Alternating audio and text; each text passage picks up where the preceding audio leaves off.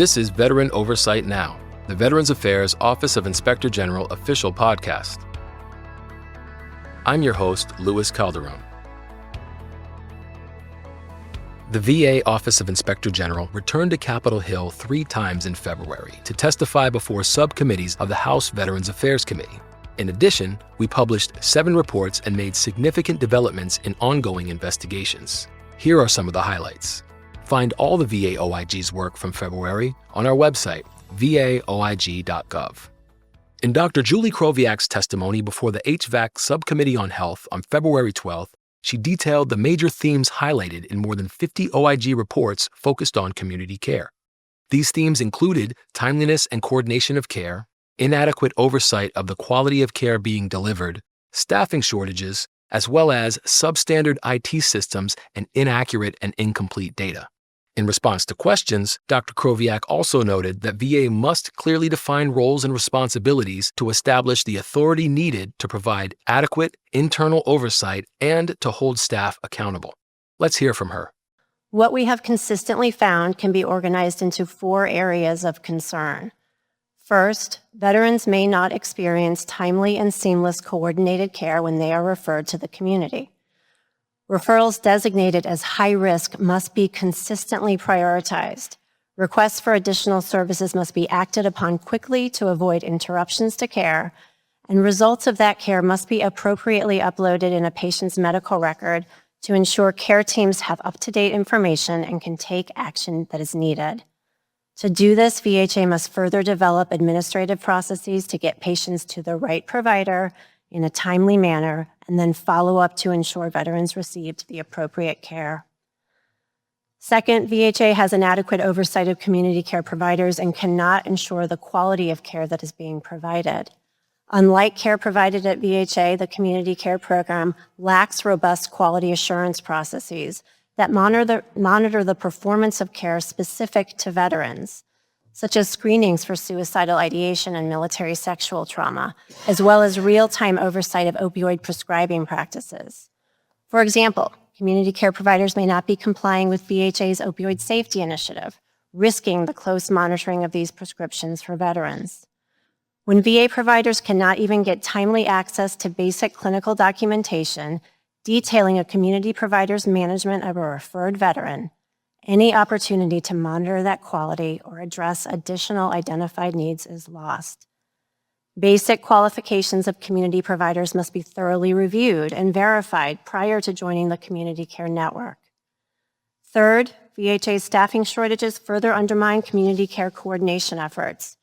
Reliance on community providers is necessary, but as we have seen, it does not guarantee veterans will get the timely care they need.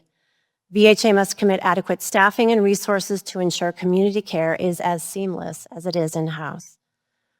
Fourth, substandard IT systems and inaccurate and incomplete data significantly restrict VA's ability to manage community care payments. VA has a right and an obligation to recover community care treatment costs for conditions unrelated to military service from veterans' private health insurers.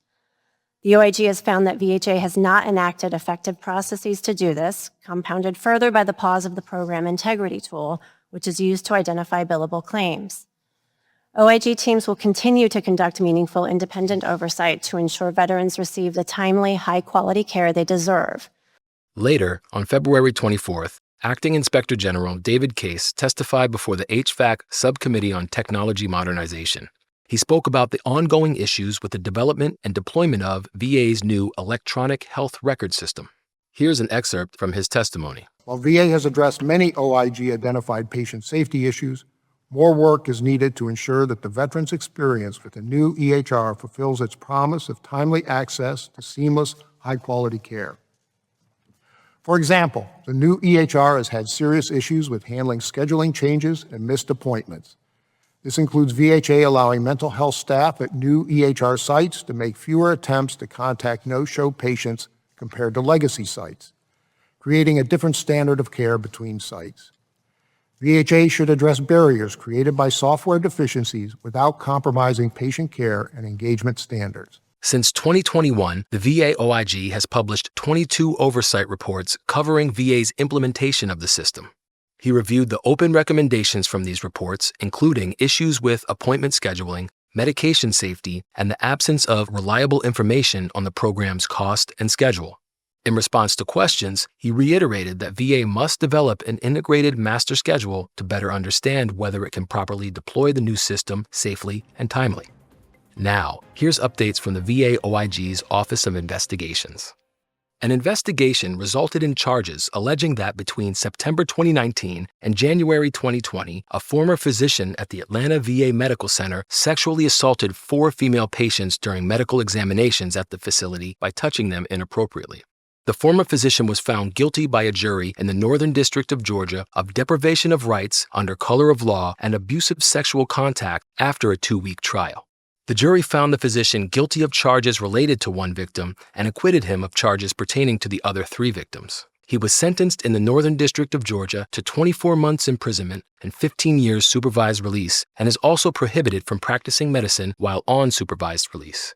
In another case, a multi-agency investigation resulted in charges alleging that several individuals operated multiple compound pharmacies in North Texas and conspired with various doctors to charge medically unnecessary compound prescriptions, pain creams, scar gels, and multivitamins primarily to patients covered under the Office of Workers' Compensation Program. A pharmacy owner was sentenced in the Northern District of Texas to 210 months imprisonment, 36 months supervised release, and ordered to pay restitution of more than $115 million after previously being found guilty at trial on various charges related to this scheme. The total loss to the government is approximately $62 million, including an approximately $7.5 million loss to VA. Lastly, a VA OIG proactive investigation resulted in charges alleging that a veteran was receiving VA disability compensation benefits due to a 100% service-connected rating for legal blindness while maintaining a Florida driver's license. The veteran allegedly made false statements to VA regarding his true visual acuity and did not disclose that he maintained an active driver's license and worked as an armed guard at an elementary school. The loss to VA is approximately $1.3 million. The veteran was arrested after being indicted in the Middle District of Florida for theft of government funds. Among the reports the OIG published in February is one titled, "Lapse in Fiduciary Program Oversight Puts Some Vulnerable Beneficiaries at Risk." VBA's fiduciary program protects vulnerable beneficiaries who are unable to manage their own VA benefits. The program appoints and oversees fiduciaries to manage the benefit payments. Each beneficiary must have a record in the program's case management system so that staff can assess beneficiaries' well-being and protect benefits from misuse. The OIG found that VBA did not create records for 311 beneficiaries who received about $24.5 million in compensation and pension benefits without VBA oversight. VBA implemented the OIG's 3 recommendations to establish records for the 311 beneficiaries, resume oversight activities to assess the well-being of beneficiaries and the use of funds, and implement controls to flag beneficiaries without records. Another report describes a healthcare inspection the OIG conducted to assess clinic cancellation practices at a mental health clinic in Fort Wayne, Indiana. The OIG found that mental health leaders and a social work supervisor used a standard process to address the needs of patients of a social work mental health provider and transitioned the patients to alternate treatment following the provider's sudden resignation. The OIG did not identify any concerns or adverse outcomes related to the cancellations, but concluded that the chief of staff was not notified of urgent cancellations of the provider's clinic as required by policy. The OIG also found that the system failed to include social work providers assigned to mental health clinics in their review of short-notice clinic cancellations. The OIG made 2 recommendations to the system director. Read more about the VA OIG's oversight work in February 2025 on our website at vaoig.gov. Want to stay up to date? Sign up to receive email messaging from the VA OIG. Thanks for listening.